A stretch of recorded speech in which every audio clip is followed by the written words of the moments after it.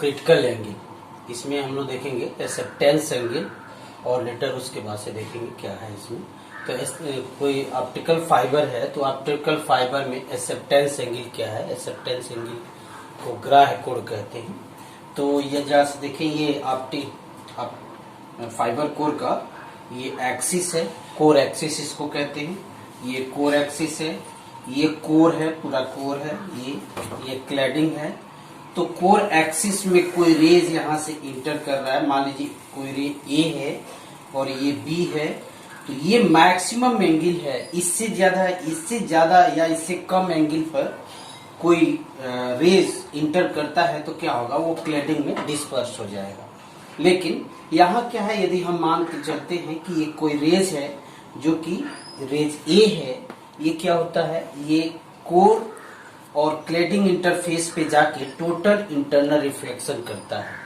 तो मैक्स जो ये एंगल है वह मैक्सिमम एंगल है, यानी ग्राह्य कोण कह सकते हैं या एक्सेप्टेंस एंगल, वह मैक्सिमम एंगल है जिस पर कि ये कोर एक्सिस पर सबस्टेंड करने के बाद कोर क्लैडिंग इंटरफेस पर वो टोटल इंटरनल रिफ्लेक्शन करने लगे। That angle is known as the acceptance angle. तो वह कह सकते हैं मैक्सिमम एंगल है जिस पर ये क्या है, core axis, core cladding interface पर ये क्या कर रहा है, टोटल इंटरनल रिफ्लेक्शन कर रहा है। इसको हम क्या कहते हैं, ग्राह्य कोण कहते हैं। इसको हम लोग मैथमेटिकली इसको रिजॉल्व कर सकते हैं, मैथमेटिकली इसको हम लोग रिलेशन निकाल सकते हैं। तो सपोज कर लीजिए, मान लेते हैं कि रे ए है, ये इंटर कर रहा है और यहाँ देखिए ये ईयर है और ये क्या है, ये कोर मटेरियल है। तो इसकी रिफ्रैक्टिव इंडेक्स क्या है, n0 है। इसकी रिफ्रैक्टिव इंडेक्स n1 मानते हैं, इसकी रिफ्रैक्टिव इंडेक्स n2 मानते हैं। तो ये यदि ये इंटर कर रहा है तो लॉ ऑफ रिफ्रैक्शन के थ्रू इसको हम लोग डिस्कस कर सकते हैं कि लॉ ऑफ रिफ्रैक्शन क्या है। तो इसमें स्नेल लॉ है, तो यहां से स्नेल लॉ से इसको एक मीडियम से जब दूसरे मीडियम में इंटर कर रहा है तो यहां देखिए ये रिफ्रैक्टिव इंडेक्स n0 है, इसका n0 है इसकी refractive index, n0 refractive index है। ये n1 है, ये n2 है। तो ये कोर है, ये क्लैडिंग है, ये एयर मीडियम से कोर मीडियम में जा रहा है। तो यहां से n0 साइन थीटा नॉट से इंटर कर रहा है, n1 साइन थीटा 1, ठीक है। तो ये स्नेल लॉ से आ गया यहाँ। तो जैसे देखिए, इसको ऐसे भी लिखा जा सकता है, इसको ये थीटा 1 जो है, थीटा 1 ये एंगल है, ये थीटा 1 है। तो एक मीडियम से दूसरे मीडियम में इंटर किया है। इस थीटा 1 को हम लिख सकते हैं 90, ये जहां से देखिए ये नॉर्मल है, तो 90 माइनस थीटा आई लिख सकते हैं। थीटा आई क्या है, ये इंसिडेंट एंगल जो यहाँ ये इंसिडेंट कर रहा है। ये एंगल क्या होना चाहिए, TIR करने के लिए हम लोग कल देख रहे थे, डिस्कस कर रहे थे कि theta I is greater than theta C, greater than equal to the theta सी।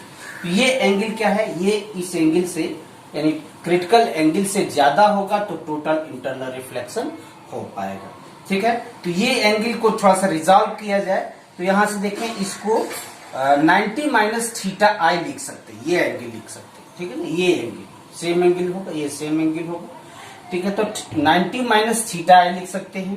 तो n0 थीटा, या इसी को और थोड़ा सा देखें और सिंप्लीफाई कर सकते हैं, तो 90 of minus theta equal to cos theta. तो क्या हो जाएगा, n1 कॉस थीटा आई हो जाएगा, ठीक है। और पूर्ण आंतरिक परावर्तन करने के लिए मिनिमम जो कंडीशन होना चाहिए, क्या होना चाहिए, incident angle equal to the critical angle or greater than the critical angle होगा। तो इंसिडेंट एंगल जो है थीटा आई जो है, वो थीटा आई कितने के बराबर होना चाहिए, थीटा सी के बराबर होना चाहिए, यानी क्रिटिकल एंगल के बराबर होना चाहिए। तो इस रिलेशन के आधार पर यहां से देखें, यहां से इसको हम डिस्कस कर सकते हैं। तो ये n0 theta I equal to हो जाएगा n1 cos थीटा सी, ठीक है।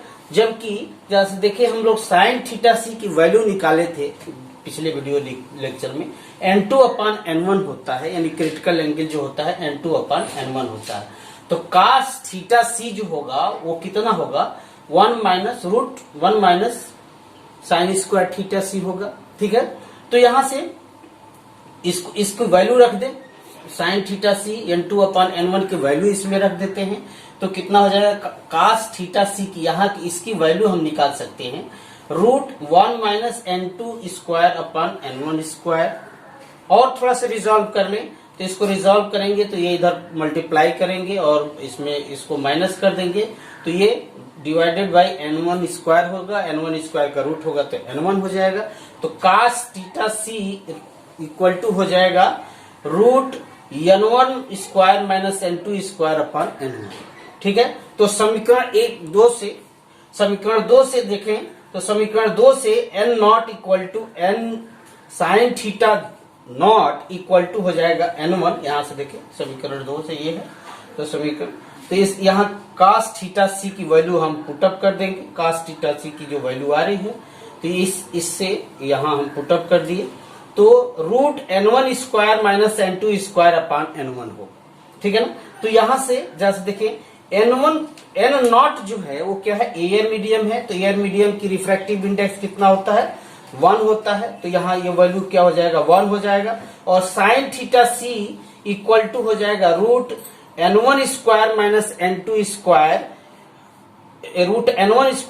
n2² होगा।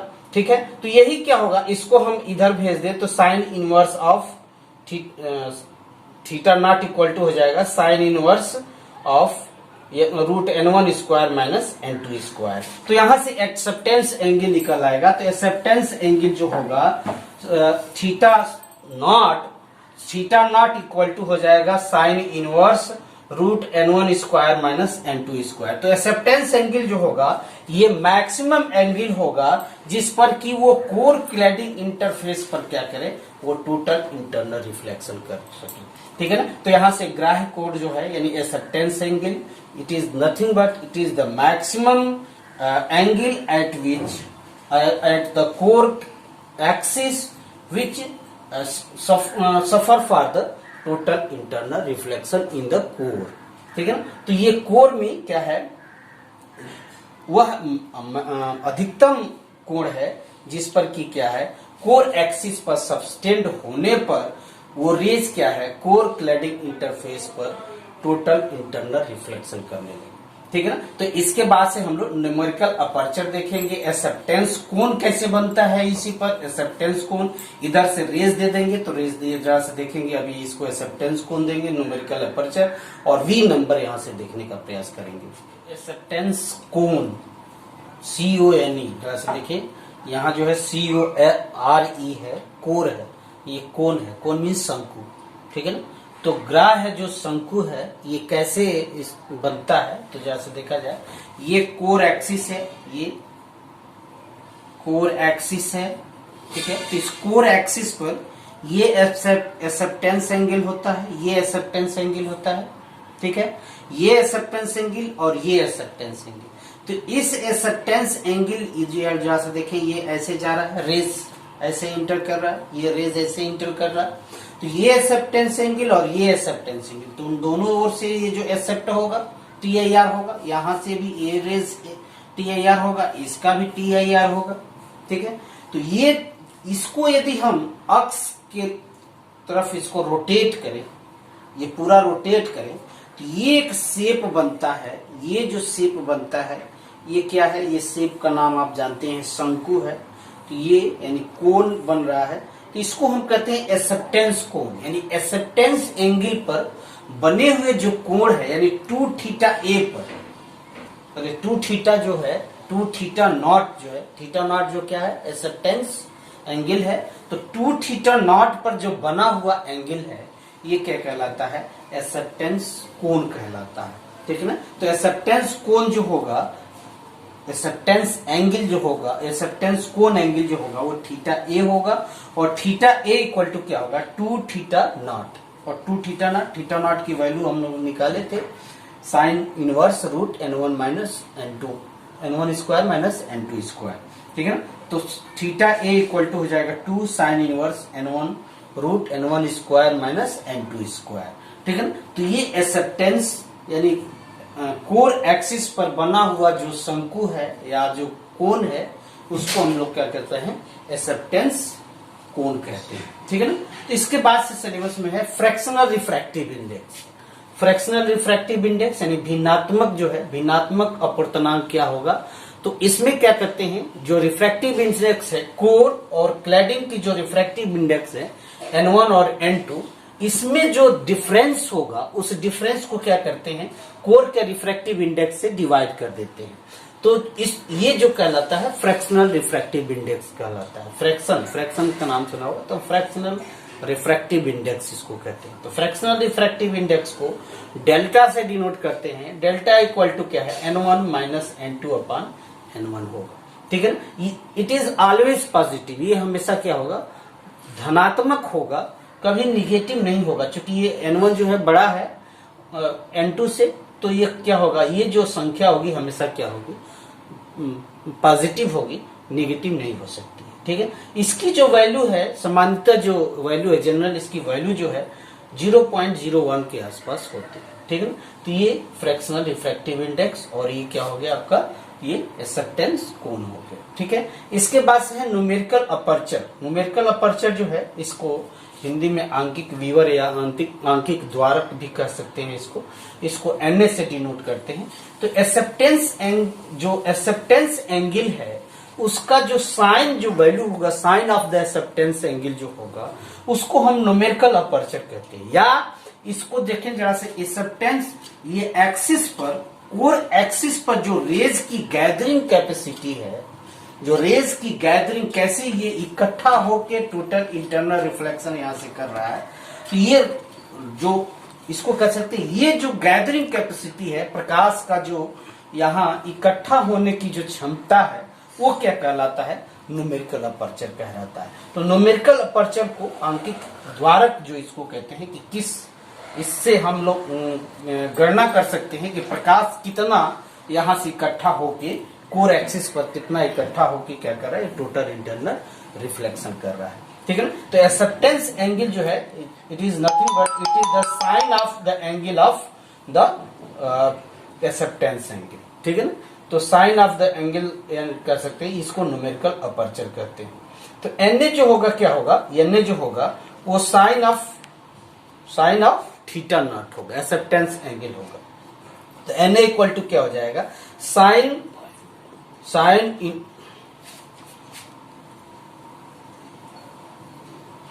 Root N1 square minus N2 square.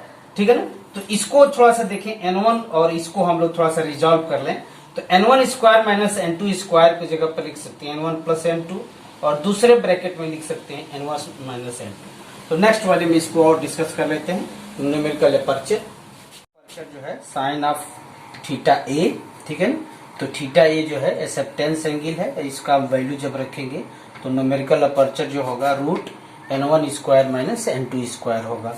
ठीक है। इसको थोड़ा सा देखिए, यहां से इसको थोड़ा सा और सिंप्लीफाई कर सकते हैं, दूसरे वे में इस न्यूमेरिकल अपर्चर को लिख सकते हैं। तो N1 square minus N2 square को लिख सकते हैं N1 प्लस N2, और दूसरे ब्रैकेट में लिख सकते हैं N1 माइनस N2 लिख सकते हैं। या इसमें क्या करें, 2 से डिवाइड कर दें, इसमें N1 से डिवाइड कर दें, तो 2N1 इसमें मल्टीप्लाई कर दें, तो इसको ऐसे लिख सकते हैं। तो इसको ऐसे लिख सकते हैं N1 square minus N2 square equal to लिख सकते हैं N1 प्लस N2 बाई 2 और N1 minus N2 by N1, ये N1 होगा तो 2N1 लिख सकते हैं। ठीक है। इसके जगह पर देखें, ये average of two core refractive index, core and cladding. तो ये जो N2 जो होता है, N2 जो है वो N1 से 10%, मैक्सिमम 10% अधिक हो सकता है, मैक्सिमम 10% अधिक हो सकता है। तो जो कम हो सकता है, सॉरी, N1 से मैक्सिमम 10% कम हो सकता है। तो एवरेज जो वैल्यू होगा लगभग क्या होगा, N1 के बराबर होगा, इसको इतना लिख सकते हैं। और जैसे देखिए, ये जो वैल्यू है ये क्या है, फ्रैक्शनल रिफ्रैक्टिव इंडेक्स है। तो इसके दोनों जगह पर N1 लिख सकते हैं और फिर डेल्टा लिख सकते हैं। तो इसको पूरी तरह से सिंप्लीफाई कर दें, तो सिंप्लीफाई करने के बाद N1 square minus N2 square equal to कितना होगा, 2N1 स्क्वायर इंटू डेल्टा। ठीक है ना। तो न्यूमेरिकल अपर्चर जो होगा इसकी वैल्यू यदि वहां रखते हैं तो न्यूमेरिकल अपर्चर जो कितना होगा n1√2 डेल्टा, ठीक है ना। तो न्यूमेरिकल अपर्चर इक्वल टू एक और फार्मूला रिजॉल्व हो गया। हालांकि न्यूमेरिकल अपर्चर के लिए क्या है, यही फार्मूला, इसको मैथमेटिकल फार्मूला से यहां से निकाल सकते हैं कि दोनों रिफ्रैक्टिव इंडेक्स दिया हुआ है तो किसी फाइबर कोर एक्सिस पर कितना प्रकाश वहां गैदरिंग कर सकता है, लाइट कितनी वहां गैदरिंग हो सकती है, उस कैपेसिटी को बताता है न्यूमेरिकल अपर्चर, ठीक है ना। तो न्यूमेरिकल अपर्चर जो है कितना प्रकाश को ग्रहण कर रहा है ये शक्ति को बताता है, ग्रहण शक्ति को बताता है। न्यूमेरिकल अपर्चर का वैल्यू जितना ही अधिक होगा उतना ही उस पर क्या है, लाइट गैदरिंग होगी, कोर एक्सिस पर लाइट गैदरिंग होगी। तो लाइट गैदरिंग यानी प्रकाश का ग्रहण उतना ही ज्यादा होगा, उतना ही क्या होगा, टोटल इंटरनल रिफ्लेक्शन होगा, ठीक है ना। तो इसकी वैल्यू जितना ही अधिक होगा ये लाइट गैदरिंग कैपेसिटी को बताएगा। उसके बाद से सिलेबस में है वी नंबर या वी संख्या इसको कहते हैं। इससे क्या है, नंबर ऑफ मोड्स निकाल सकते हैं कि कितने पाथ है, उस पाथ पर क्या कर रहा है, लाइट क्या कर रही है, प्रोपोगेट कर रही है, ठीक है ना। तो यहां से ये जो वी नंबर से हम नंबर ऑफ मोड्स निकाल सकते हैं कि कितने पाथ, नंबर ऑफ पाथ निकाल सकते हैं कि कितने पाथ पर लाइट प्रोपोगेट कर रही है, ठीक है ना। तो नंबर ऑफ मोड्स को एनएम से डिनोट करते हैं और एनएम जो होगा वो 2 pi square R is the radius of the core and divided by lambda square, lambda is the wavelength of light propagated in the optical fibre core, ठीक है ना, into n1 square minus n2 square, n1 square minus n2 square.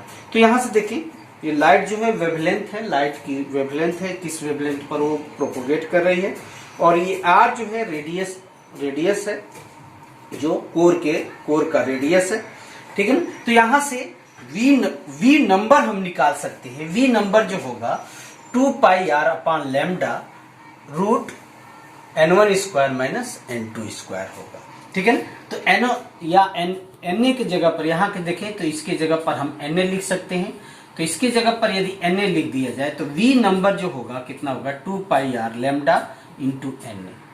तो जो number of modes जो होता है इसके square का हाफ होता है, ठीक है ना। तो इसको स्क्वायर का हाफ होगा यानी एनएम जो होगा कितना होगा, हाफ वी स्क्वायर हो, ठीक है ना, हाफ वी स्क्वायर होगा। तो इसकी जो वैल्यू होती है उससे हम सिंगल मोड और मल्टी मोड फाइबर बता सकते हैं कि इसकी वैल्यू यदि 2.405 जो है, यदि इसकी वैल्यू है इससे कम है तो क्या होगा, सिंगल मोड होगा, यानी केवल एक पाथ पर लाइट प्रोपोगेट करेगी। और v की जो वैल्यू, यदि ये v की वैल्यू जो है 2.405 से अधिक है तो उसमें क्या है, बहुत से असंख्य पाथ हैं, नंबर ऑफ मोड जो है डिफरेंट हो सकता है, मैक्स एक से ज्यादा हो सकता है, ठीक है ना। तो और जैसे देखिए ये जो वैल्यू है वो कट ऑफ वेवलेंथ इसको कहते हैं। इस वैल्यू पर यानी 2.405 पर इस वैल्यू पर क्या होगा, कोई मोड्स फाइंड नहीं होगा, कोई प्रोपोगेशन नहीं होगा, ठीक है ना। तो उस कोर एक्सिस में कोई प्रोपोगेशन नहीं होगा, ठीक है ना। तो ये नंबर ऑफ मोड्स निकालने के लिए भी न्यूमेरिकल में पूछा जाता है कि नंबर ऑफ मोड्स कैसे निकालेंगे। तो सिंगल मोड फाइबर है तो उसकी वैल्यू कितनी होगी, 2.405। मल्टी मोड फाइबर उससे कम होना चाहिए, और यदि मल्टी मोड फाइबर है तो ग्रेटर देन द 2.405, इससे ज्यादा होना चाहिए, ठीक है। तो ये वी नंबर, न्यूमेरिकल अपर्चर और वी नंबर हो गया। इसके बाद से सिलेबस में आपके है क्लासिफिकेशन ऑफ ऑप्टिकल फाइबर और एप्लीकेशन ऑफ ऑप्टिकल फाइबर। तो नेक्स्ट में इसको देखा जाएगा, ठीक है ना। यहाँ अपने नोट्स से समझने का इसको प्रयास करें। नोट्स आपको मैं दे दिया हूँ, नहीं दिया हूँ फिर उसके बाद से उसको सेंड कर दूंगा। इसको नोट्स से समझने का प्रयास करें और जहाँ प्रॉब्लम हो उसको फिर शेयर कर दो।